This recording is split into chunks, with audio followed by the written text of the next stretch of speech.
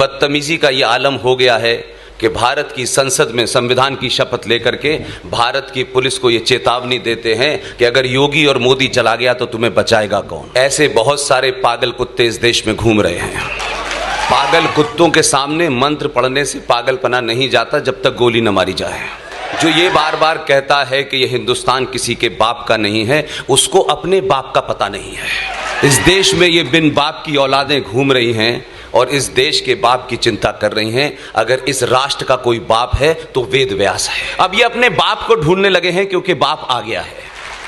और ये वो लोग हैं जो हमसे हमारे बाप का पता पूछ रहे हैं और अपने बाप के बारे में 250 साल के बाद बता रहे हैं।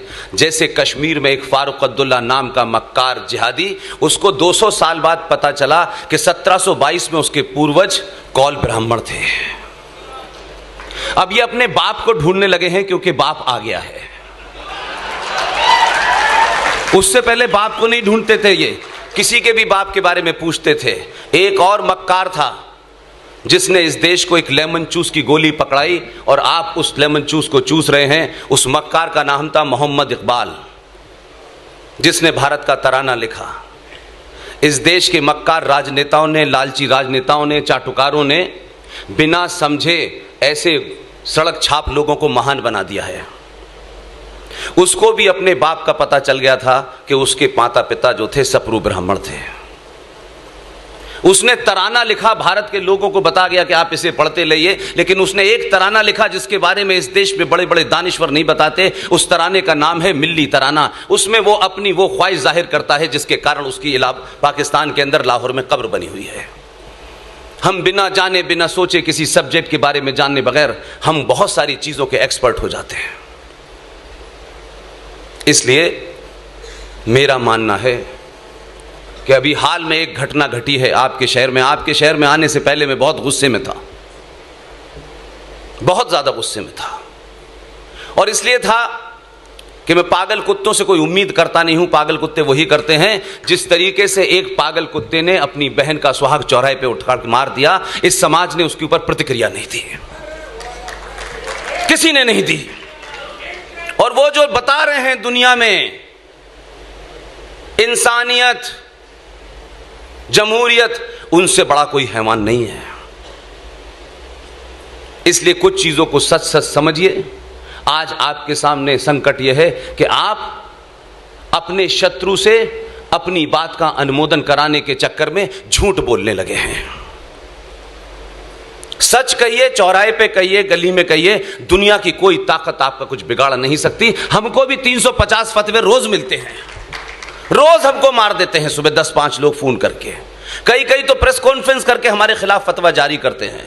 जाहिलों को पता नहीं है कि मुसलमानों में फतवा इस्लाम का, इस्लाम के मानने वालों पे होता है, काफिरों पे नहीं होता है। लेकिन दुकान चल रही है इस देश के अंदर।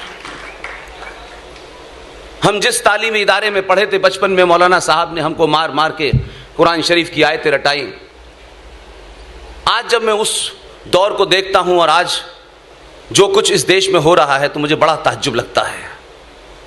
कुछ मक्कार टेलीविजन पे आ जाएंगे, कहेंगे देखिए ये भाईचारा है, ये गंगा जमुना तहजीब है। ये दुनिया के सबसे बड़े फ्रॉड शब्द हैं।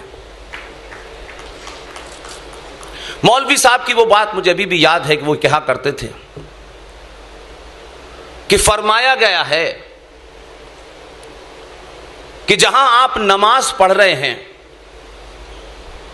और नमाज पढ़ने की जगह पर या आपके उस जगह नमाज पढ़ने से किसी को कोई एतराज है, उसमें यहां तक कहा कि अगर उसके एहसास में लगता है, उसकी आंखों में लगता है कि उसे कोई एतराज है कि यहां नमाज न पढ़ी जाए, वहां नमाज पढ़ना हराम है। यह हम पढ़ के आए थे।